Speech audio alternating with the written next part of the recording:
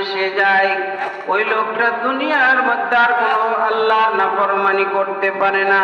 দুনিয়ার ভিতরে আল্লাহর পাকের বান্দা আল্লাহর হুকুম লঙ্ঘন করতে পারে না। আল্লাহ পাক রব্বুল আলামিন কোরআনুল কারীমের মধ্যে জানায়া দিলেন, নবী গো, আমি আল্লাহ পাক যে কোরআন নাজিল করেছি, কোরআনের মধ্যে বলে দিলাম,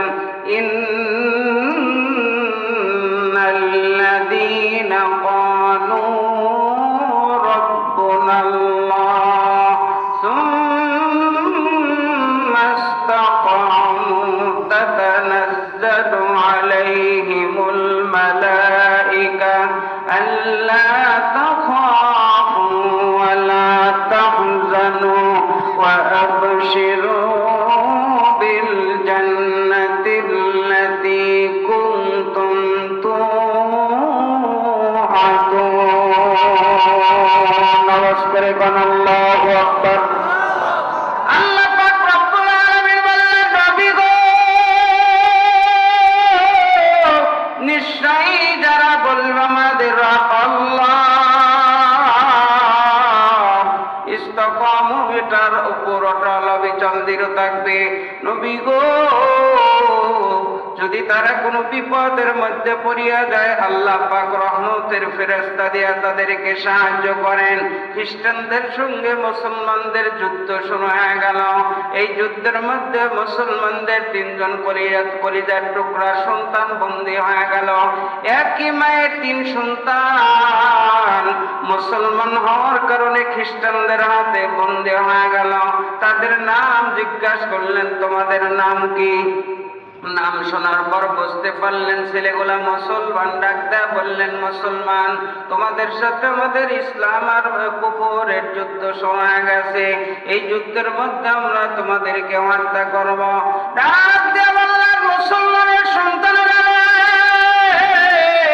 এখন তোমরা মৃত্যুর জন্য তৈরি হও।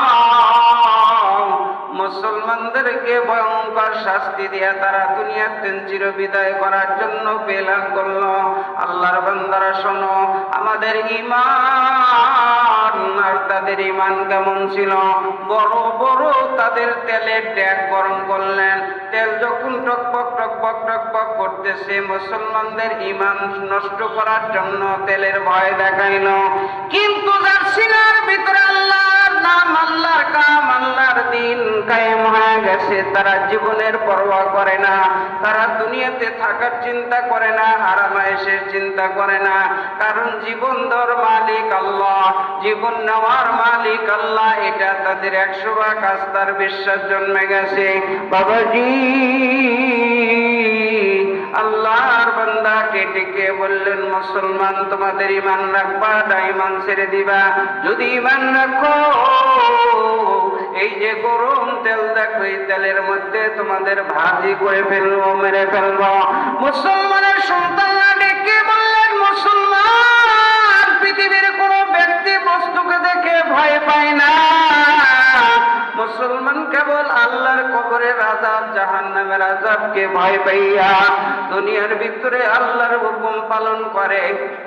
আল্লাহর হুকুম পালন করতে গিয়ে যদি তাদের জীবন দেওয়া লাগে জীবন দেয়, মাল দেওয়া লাগে মাল দেয়, তাদের সন্তানকে ইতিম করা লাগে সন্তানকে ইতিম করে, তাদের স্ত্রীকে বিধবা করা লাগে বিধবা করে।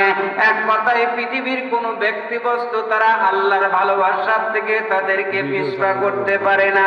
মুসলমানদের ঈমান যখন দৃঢ় হয়ে গেল, 2 ভাইকে ডেকে ডেকে বললেন, এখন তোমরা প্রস্তুতি নাও। আল্লাহর বান্দা 2 ভাই গরম টকবক টকবক করতেছে তেলের মধ্যে তাদেরকে দেওয়া হলো। সাথে সাথে তাদের গায়ে চামড়া খসে, গোশতগুলা খসে খসে পুরা কঙ্কল হয়ে গেল। ছোট ভাইকে ডেকে ডেকে বললেন, ও আল্লাহর বান্দা শোনো, বড় বেজো 2 ভাই, কিন্তু তোমার শেষ, এখন তোমার পালা। বলো, তোমার ঈমান রাখবা না ঈমান ছাড়বা? যদি ঈমান ছেড়ে দাও জীবন তোমাকে বেঁচে যাবে, জীবন তো তোমাকে ছেড়ে দেওয়া হবে। আর যদি তুমি ঈমান রাখো তাহলে বড় দুই ভাইয়ের মধ্যে তোমাকেও মৃত্যুবরণ করা লাগবে। আল্লাহর বান্দা ছোট ভাইটিকে বললেন, আমার বড় দুই ভাই ঈমান রক্ষা করে আল্লাহর জান্নাতে চলে গেছে, তাড়াতাড়ি করে আমাকে তোমরা আগুনের ওই গরম তেলের মধ্যে দাও, আমিও আমার বড় দুই ভাইয়ের সঙ্গে আল্লাহর জান্নাতে যেতে চাই।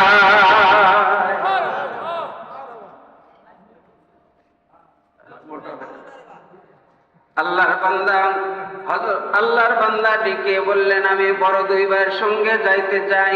ছোট ভাই কেবলমাত্র আগুনের মধ্যে দেবে এমন সময়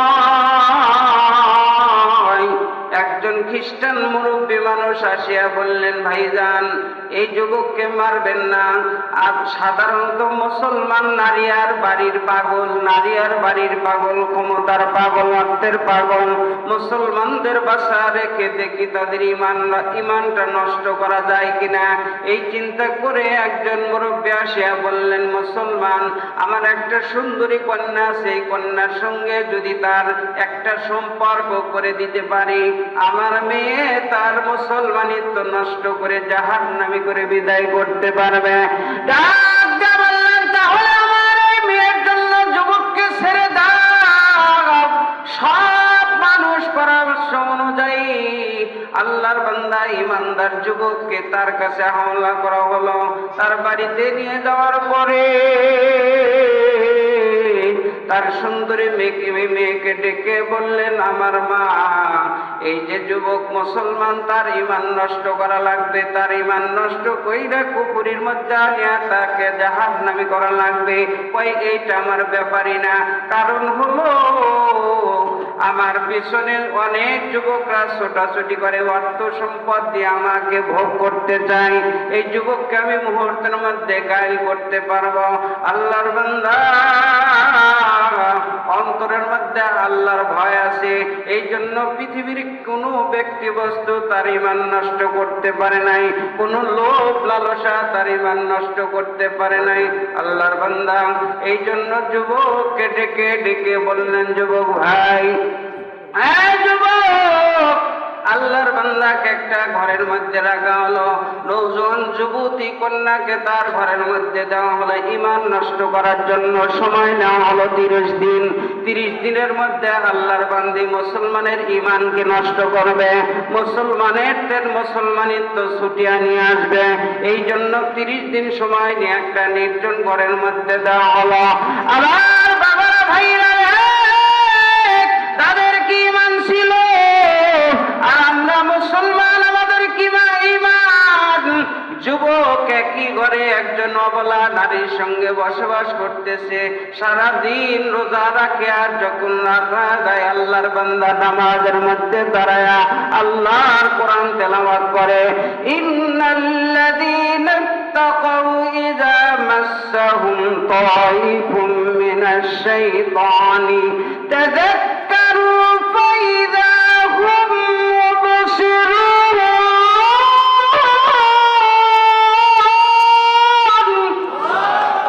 অন্তরের ভিতরে একনিষ্ঠভাবে ঈমান অন্তরের ভিতর জায়গা করে, তাহলে ওই ব্যক্তি দুনিয়ার আর কোনো কিছু পরোয়া করে না।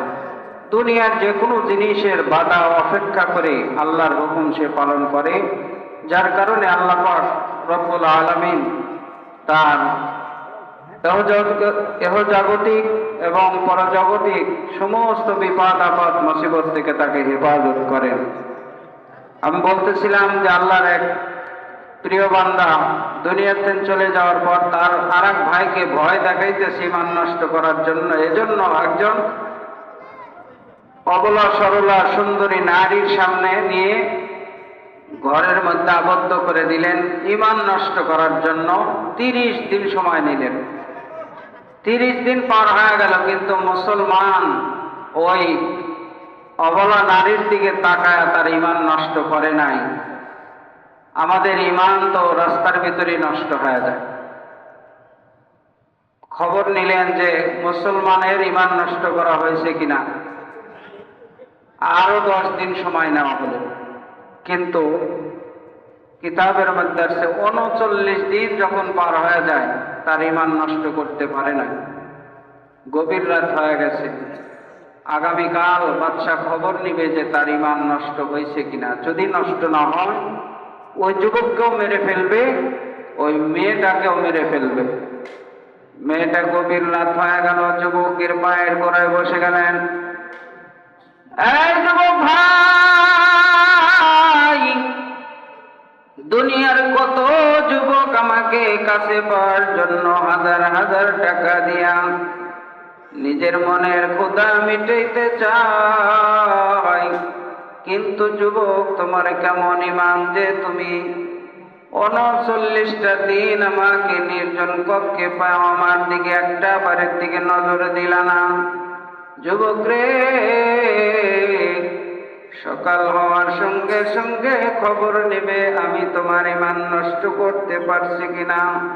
যদি না হয় আমাকেও মারবে, তোমাকেও মারবে। এই যুবক, আমিও মরবো না, তোমাকেও মারতে দেব না। গভীর রাত্রে তোমার ঈমানের পাওয়ারের কাছে আমার কুকুরি চলে পুরো সরকার হয়ে গেছে। যুবক ভাই, হাত বাড়াইয়া দিলাম, আমার এই কালেমা পড়াইয়া মুসলমান বানায়া দেন। নামাজ করে কোন সুবহানাল্লাহ। মুসলমান যখন হয়ে গেল মেয়েটা, ডাক দা বললেন, আমার বাবা একটা তেজি ঘোড়া আমাকে দিয়েছিল, চলো। সকাল হওয়ার আগে রাতের অন্ধকারকে চাদর বানায়া ওই তেজি ঘোড়ার উপর সওয়ার হইয়া আল্লাহর বান্দাকে সামনে বসা, মেয়েটা পিছনে বসিয়া নিজের দেশ থেকে রাতের অন্ধকারে দূরে চলে গেল। চলতে চলতে চলতে চলতে একদম দেশের বাইরে যখন অন্য দেশে চলে গেল। বাবাজি, আল্লাহর বান্দা যখন নিজের দেশের অন্য দেশের মধ্যে চলে গেলেন, 3 দিন 3 রাত চলার পরে বড় ক্লান্ত শ্রান্ত হয়ে গেলেন। আল্লাহর বান্দা কিছু সময়ের জন্য রেস্ট নিতেছেন। এমন সময় সামনের দিকে তাকায় দেখে রাস্তা দিয়ে ঘোড়সওয়ার 2 জন ব্যক্তি আসতেছে। ঘোড়ার পায়ের আওয়াজ শোনা যায়, কটকট কটকট করে ঘোড়ার পায়ের আওয়াজ আসতেছে। আল্লাহর বান্দা ডুকরে কেঁদে উঠলেন, মনে হয় আমাদের আর রক্ষা নাই, বাদশার লোকজন মনে হয় আমাকে ধরার জন্য পাঠিয়ে দিছে, কিন্তু চেনা যায় না। যখন নিকটবর্তী হয় ততই অন্তরের মধ্যে থরথর করে কেঁপে ওঠে। যুবকের নজর যখন একদম ঘোড়সওয়ারের উপরে পড়ল, আল্লাহর বান্দা হুজুর আর আল্লাহর বান্দা যুবক আর ভয় পায় না। তার কারণ হলো ওই আগন্তুক ঘোড়সওয়ার 2 জন আর কেউ নয়, তার হলো আপন মরা যাওয়া 2 ভাই। যে 2 ভাই তার আগে ঈমান রক্ষা করে জীবন দিয়ে দিছে, সেই 2 ভাই ঘোড়সওয়ার ঘোড়া নিয়ে আসছে। ডাক দা বললেন, বড় ভাই, মেজো ভাই, শোনো, কেমনে তোমরা আইলা? তোমরা না ওই বাচ্চা গরম তেলের মধ্যে ঝাঁপ দিয়ে মারা গেল? ডাক দা বললেন, ছোট ভাই, আমরা যখন ওই গরম তেলের মধ্যে ঝাঁপ দিয়ে ঈমান রক্ষা করে মৃত্যুবরণ করলাম, আমাদের এই চর্ম চোখ দৃষ্টিশক্তি আল্লাহ বন্ধ করে অন্তর্চক্ষু খুলে দিলেন। আমরা গরম তেলের মধ্যে ঠিকই ঝাঁপ দিলাম, কিন্তু ঝাঁপ দেওয়ার পরেই আমরা আল্লাহর জান্নাতুল ফেরদাউসে পৌঁছে গেছি। ঈমান ঈমান কর মুসলিম, ঈমান কি তুই সোজা,